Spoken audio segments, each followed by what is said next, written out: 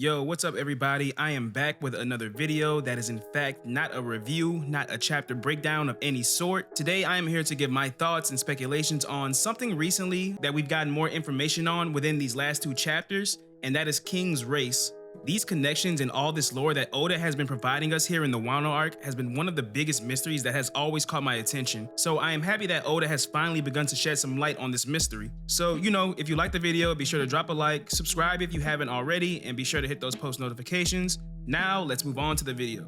The new information that has been revealed to us about King's Race has begun to change some things that many in the community has perceived for the longest time, and has also added to the lore of the story in more ways than one. And it's fascinating to me that there are so many ways that this story could go off of with the very little information that we have right now. So firstly, what is it exactly that we know about King's Race to begin with? Well, in chapter 951, we get our first hints from Big Mom herself. After she is brought to Kaido's headquarters Onigashima, she is sitting there eating in front of King and the other calamities, and looks to King saying she will forgive what he did if he agrees to join her crew. There are three races that she doesn't have a part of her kingdom, one of those being kings, that she thought was lost in the mist of time. Now, I have spoken about this for a while with some of the homies of mine, and the idea of what happened to King's Race to me was always bound to have some ties to the world government, the Celestial Dragons, the Gorosei, that specific group. And what had me wondering the most about this were some specific choice of words from the Gorosei themselves in the final chapter of the Reverie arc. We see that they are on their way to the throne of Pangaea Castle, discussing King Cobra and the state of the world. One of them mentions that the world's equilibrium cannot be maintained forever. The time has come for a great cleansing. And then immediately after this, we get the debut of Imu, or the silhouette anyway. And the final words we get in this arc, before entering Wano, we see the Gorosei ask Imu, "Have you decided upon another light to be erased from history?" So those choice of words right there, especially coming at the end of the Reverie arc before entering Wano, has already caught my interest, as well as the dialogue from Big Mom. But now with this new recent information provided in these last two chapters, that seems to be the case, because now there is more to go off of thanks to the information we have received from Queen and even Marco via Whitebeard. We now know that King was a part of a race called the Lunarians that long ago resided on the Red Line,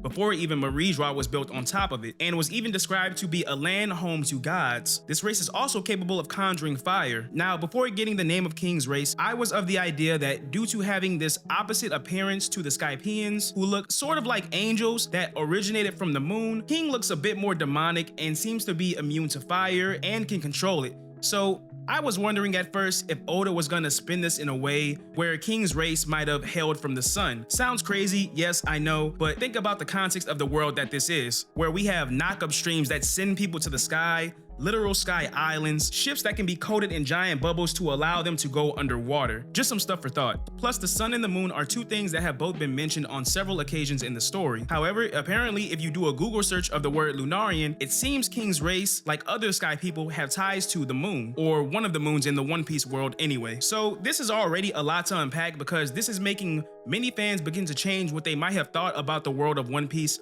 for a long time now. I'll touch on the Great Cleansing again a bit later down in the video, but first let's talk about the Red Line. One of the biggest beliefs that I have heard in the community was the idea that the Red Line was something man-made by the world government at some point during the Void Century. But now this has been called into question with the new information that we have. And this thing about the title of gods, which seems to have belonged to King's Race, now belongs to the Celestial Dragons, who are these self-proclaimed gods. But why did this mysterious race have this title or this perception in the first place? The first thing that came to me was the info that we have about the moon and the ancient kingdom. We know there is advanced technology on the moon, and at some point in the past, the sky people left the moon and came down to the One Piece world. Something else in the story that seems to be heavily implied is that the ancient kingdom that was defeated by the faction that would eventually become the world government today were also implied to be technologically advanced due to their connections with the ancient weapons. With this information, it tells me that part of the reason that King's Race were referred to as gods might have been due to having this advanced technology and even being potential allies to the ancient kingdom, as well as having a hand in what made them become such a prosperous kingdom to begin with, and by extension giving Imu's faction the necessary resources to wipe them all out and take their place as the false gods of the One Piece world. So those are my quick thoughts on the Red Line, but there's another location that I want to address, and that is God Valley. I bring up God Valley because I think this is a location where the Rock's crew stumbled on some key information that wasn't meant to be discovered. I find it interesting that we get the name of such a location during the Wano arc, as well as brief glimpses from the former members of the Rock's pirates mentioning some important information to us. For example, after Luffy was knocked off of Onigashima, Kaido states, "You couldn't be Joy Boy either," which raises the question, how does Kaido know about Joy Boy, when the only mention we have of him so far in the first place is all the way back on Fishman Island when Robin read the poneglyph, and again during the Oden flashback during Roger's final voyage. And just in case anyone was wondering,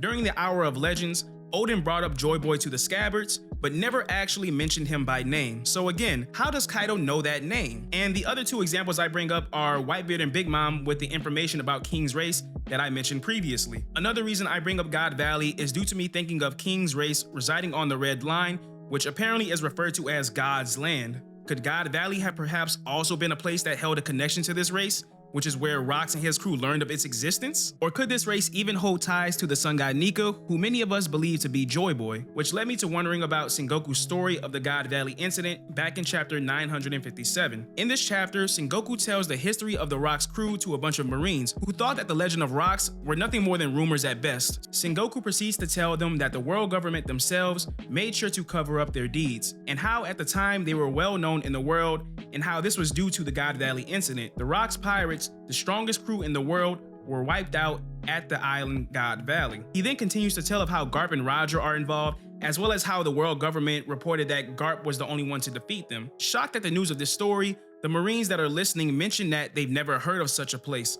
Sengoku tells them that that is because there isn't any map that shows this location, and that God Valley vanished without any trace. So with all this knowledge, it makes me wonder if Rox and his history were wiped out from existence, or in this case, cleansed, due to everything that he knew and what he tried to achieve in his failed attempt to become king of the world. Something that is also interesting that Oda shows us is that there is always some big change in a One Piece world that leads to a new era, after some kind of death that follows or the defeat of a large figure in the world. For example, the death of Roger led to the Great Pirate Age. The death of Whitebeard led to the current timeline in the story where now the worst generation have taken the spotlight, and we can all assume that the final war will lead to the dawn of a new age by the end of the story. So it has me curious if maybe the fall of this mysterious race was a big change that led to how the One Piece world became what it is today. What I mean by this is the hints that we have in the story that tie to the Void Century, and even those who are potential allies to whoever the ancient kingdom was. One of these allies being the country of Wano, who not only are the creators of the poneglyphs, items that hold the true history of the world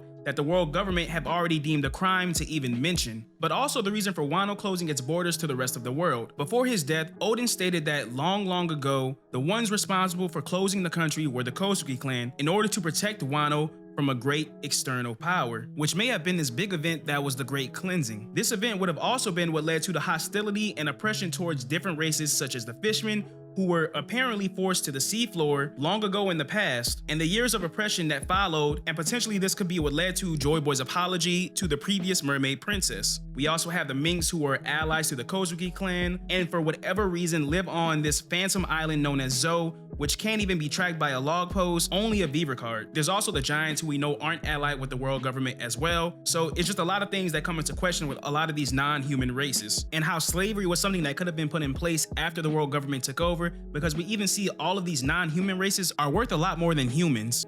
But there's another side to all of this that I wanted to talk about too, and that is the idea of what if actually King's race were allies to the Celestial Dragons? Now, of course, there isn't enough to go off of whether they were allies or enemies to begin with, but there's a couple reasons that had me thinking this. So first, I want to start off with King's appearance. It's very similar to something that is known as a fallen angel. A fallen angel is an angel who rebelled against God and was cast out of heaven. And one of their physical traits that they are known for best are having black wings, similar to that of kings. So it had me wondering if Oda was going to dabble into more religious-based story here, and I was thinking of the story from the Bible about how the devil was banished from heaven and sent to hell. And well, the one place that's been described as hell in the One Piece world is Impel Down, a place where they send the world's worst criminals. And this actually ties perfectly into this old theory that King was the former warden, or at least a former member of the Impel Down staff. We also have that information from Queen earlier in the arc that King loves to torture.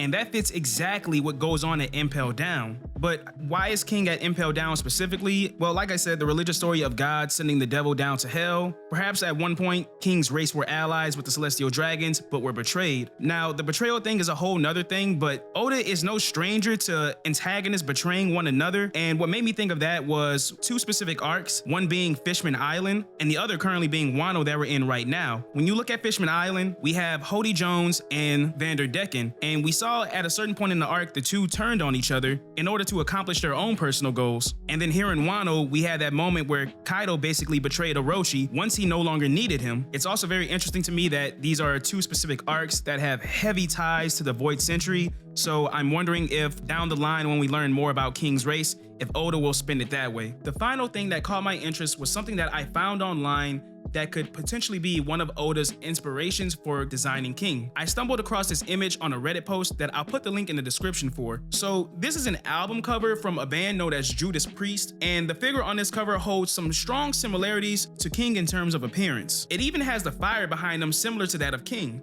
The title of this album is called Angel of Retribution. Retribution means punishment inflicted on someone as vengeance for a wrong or criminal act. So it has me intrigued that if this was indeed some inspiration for King, could this maybe be saying that King was wronged in the past and seeks vengeance for whatever happened? It would make sense considering that his captain is someone who is looking to destroy the current established world and conquer it for himself. But this is just something I thought was cool to address. Not saying it holds any major weight whatsoever, but it's always fun to find some new things to bring to the discussion. But anyways guys, those are just some of my mini speculations on King's race and how they may have been tied to some things that we currently know in One Piece. Hope you guys thought some of this was interesting. Let me know what you think about King's race, any ideas on a topic that you would like to share, anything I didn't bring up that you thought might have been important, and thanks for watching, and again, you all have a blessed day.